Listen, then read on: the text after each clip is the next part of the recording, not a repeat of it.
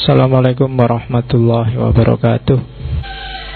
Jadi kunci bahagia pertama adalah pengetahuan. Kenapa pengetahuan? Kenapa pengetahuan adalah kebahagiaan? Karena bahagia itu berarti kan orang puas. Puas berarti merasa tuntas. Kalau belum tuntas orang tidak akan bahagia. Harta, apalagi kekayaan, apalagi materi,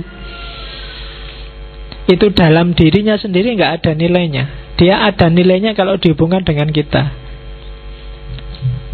Jadi kepuasan itu menunjukkan kebahagiaan. Dan berarti apa? Sikap puas ini jadi kuncinya. Untuk bisa sampai ke level puas, kan kita harus tuntas. Untuk bisa nyampe ke level tuntas, kita harus paham. Kalau enggak ya enggak ngerti. Kamu harus paham berapa kuatnya perutmu menampung makanan. Kalau enggak, makanan akan jadi bencana. Kamu harus ngerti titik di mana alhamdulillah sudah kenyang dan puas. Kalau enggak, bahaya. Kadang-kadang kan mumpung makan gratis, terus kamu makan sebanyak-banyaknya, nggak ngerti kapasitasmu. Wassalam sudah. Nggak jadi enak makanan itu. Kamu harus ngerti di titik mana kamu puas. Untuk ngerti titik puas itu kamu butuh pengetahuan. Maka pengetahuan itu sumbernya kebahagiaan. Kamu harus paham seluk-beluk jiwamu tadi, yang daya-daya tadi. Oke, ketika pengetahuan sudah lengkap, kamu ngerti porsimu dan proporsimu, hidupnya jadi enak.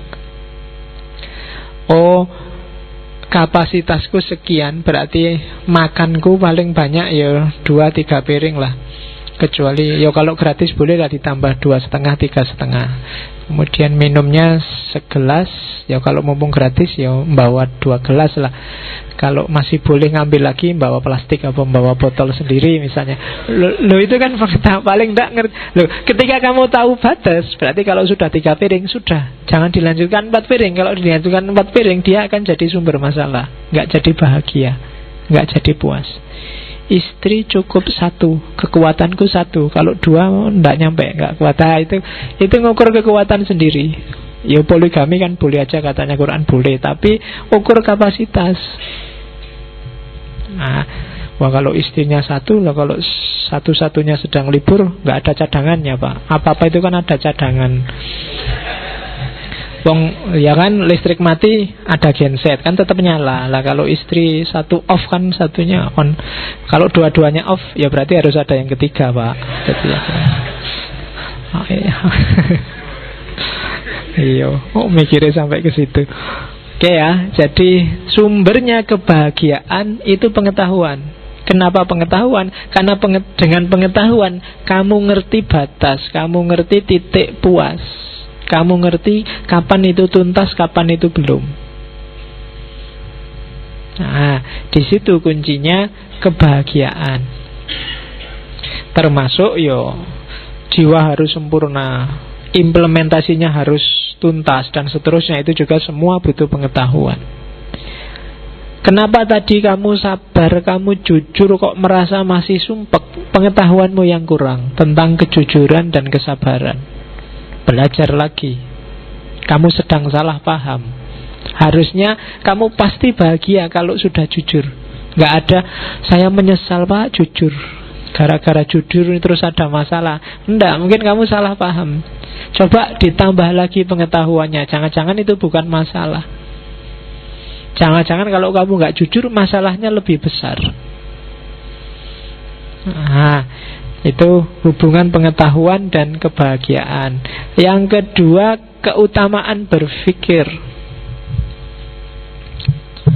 Oke, berpikir itu apa sih? Berpikir itu kan menemukan yang penting dan baik untuk hidup kita. Kita mikir itu kan selalu begitu.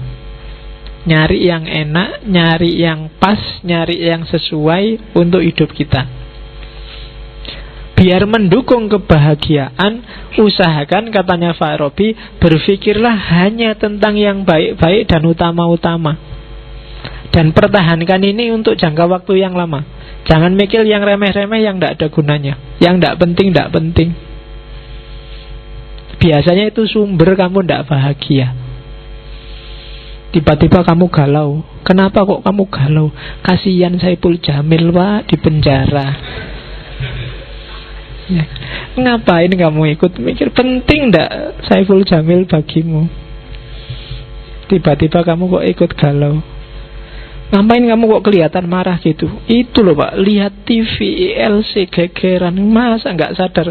Loh kamu galau untuk hal yang apa ya itu penting buatmu, utama buatmu. Apa ndak ada yang lebih utama, yang lebih baik? Nah, jadi masukkanlah di kepalamu, berpikirlah untuk hal-hal yang utama dan baik saja untuk dirimu. Ketika kamu keluar jalur, yo di situ nanti akan lahir kegalauan karena barang tidak penting kamu posisikan jadi penting.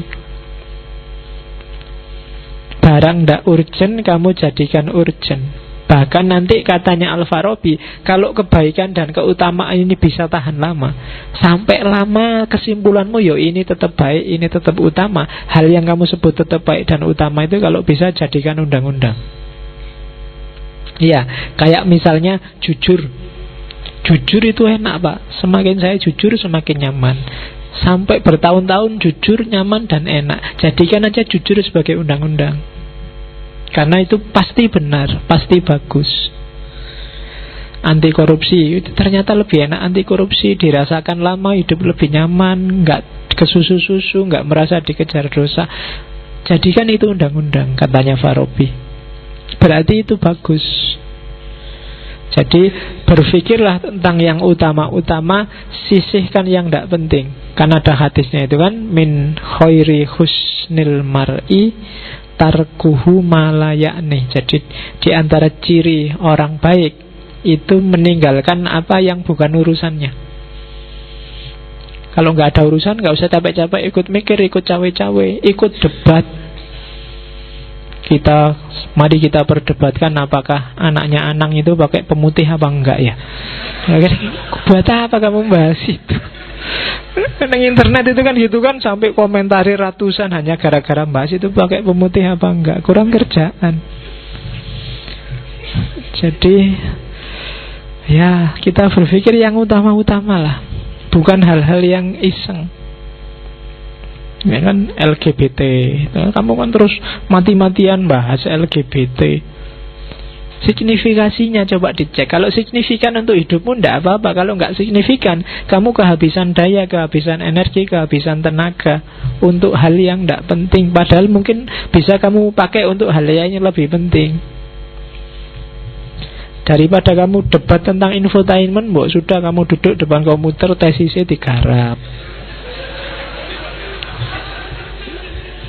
skripsinya diselesaikan, kan lebih enak.